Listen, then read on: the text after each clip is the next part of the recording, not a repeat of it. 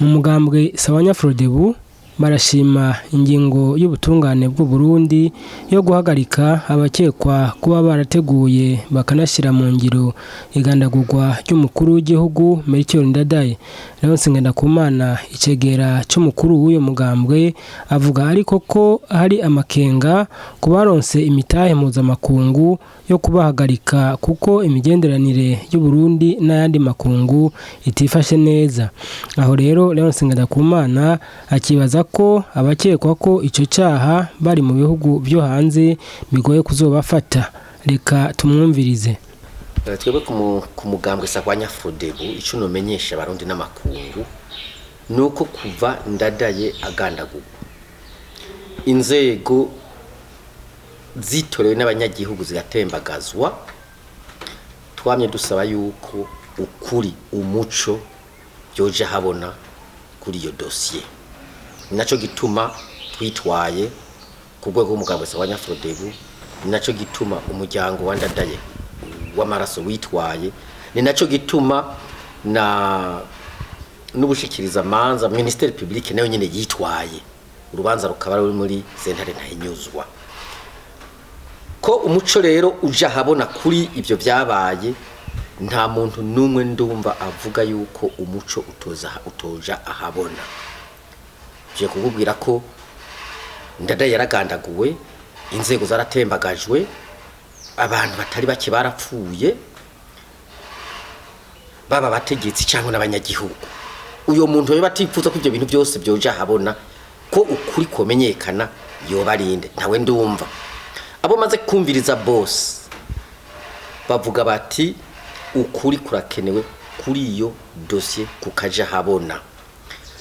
Icyo abantu bafise ko makenga kandi nanje nemera ni ibihe turimo, ni ingene ubutungane buri ko burakora, ni ingene bukora.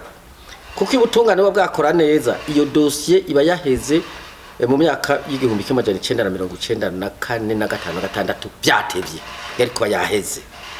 Koko nishiramwe mpuzamakungu oni byarashitsaho likora kuri iyo dossier iba yaraheze rero ya butungane bwakora.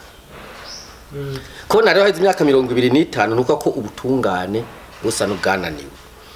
Rero icyo abantu bosaba bo twese twoja tukavuga tuti ukuri kuri ivyo byabaye kuja habona kumenyekana.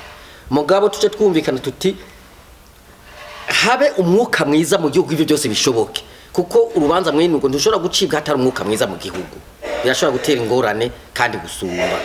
Icya kabiri ubutungane buve hasi bukore, ubutungane bwigenga, abacamanza bigenga, abafise amadosiye yige, abategerezwa gukora kuri amadosiye bigenge. Ibyo ni by'abantu rero bovuga ati tubivugane ko turanyene byogenda neza, ariko nta numwe azemerwa ko iyo dosiye itoja ahabona ukuri kwamenyekana. Abafashwe bajya bamwe mu bamaze gukekwa muri ibyo baramaze kuvugwa, namwebwe mwahora mwumvira bajya nyene. Twebwe sibyo twiyumvira, twarasomye mu matohoza yakozwe n'umushikiriza amanza mukuru wa Republika w'ico gihe, baranditse igitabo, ico gitabo kiraho ajya amazina yose arimwo, ni na menshi sinajya gusa. Ariko mu rubanza birazwi neza ko abantu iyo intahe itarabakwita mu gahanga babarabere, niko mu bucamanza batwigishe bimeze. Ariko bajya bose bavugwa muri iyo raporo yagizwe n'umushikiriza amanza mukuru wa Republika barimwo. Ngira ngo niho abari ku butegetsi babonye bikwiye. Twebwe ku bwacu twari twabajwe n'ingene batanu bari barafashwe bivyabona, tukabashira ku mpimba kugira ngo bazosura ingene byagenze, kuko harimwo n'uwagandaguye wenyene kandi avyemerera do president Melchior Ndadaye. Ko nabara ari kuyerero ntitwe tuzi niyo bari ubu byari byaratubabaje. Ikindi cyakabiri cyari cyaratubabaje nuko urwo rubanza bagomba kurujana muri wa mugwi ujeje gutohoza ukuri kuri kahise, nabo barawukuyemwo ibintu byose bijanye n'ubutungane. Ubu rero ko bikubise agashe bakavuga ati iyo dossier irakeneye gusubira kugururwa, kuko niyaje twavuze ko dossier izosubira kugururwa hagatohozwa neza mu mwidegemyo, ntihagire umuntu arengana, ntihagire umuntu azira umwikoke, ntihagire umuntu azira ubusa, ntihagire umuntu muri iyo dossier yosigara inyuma nawe nyene hari byo yagirizwa.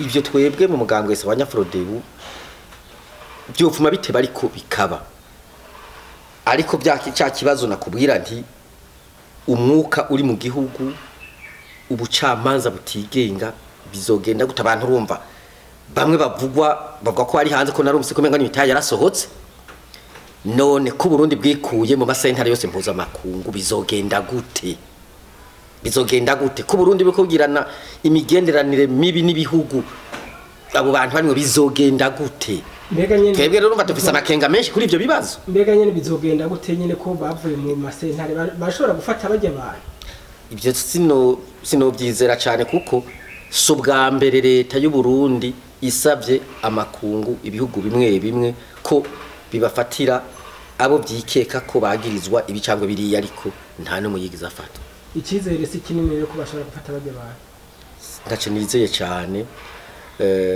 kuko kibazo cerekeye uri wambaje cerekeye imyaka 25 heza ariko nagoma ndabasabe mubaze n'abari ku butegetsi igituma bamaze imyaka 13 baterya biyumvira iyo dosi kugira abantu baze baratomokirwa neza ingorane bagize ubutegetsi bwagize ingorane zihe byagenze gute kuko twebwe twarasiguye igihe twito ko turi ku butegetsi ingorane twagize nuko hagiye hagandaguye umukuru w'igihugu n'abafasha biwe inzego zigatembagazwa hajyayo n'umusubiriye atari n'amezi 5 nawe nyina kagandaguye hajya iwo musubiri wa kabiri atembagajwe hatarahera n'imyaka 2 biragora byaratugoye twarabisiguye nabo rero nibasigura igituma iyo myaka 13 yarinze kugera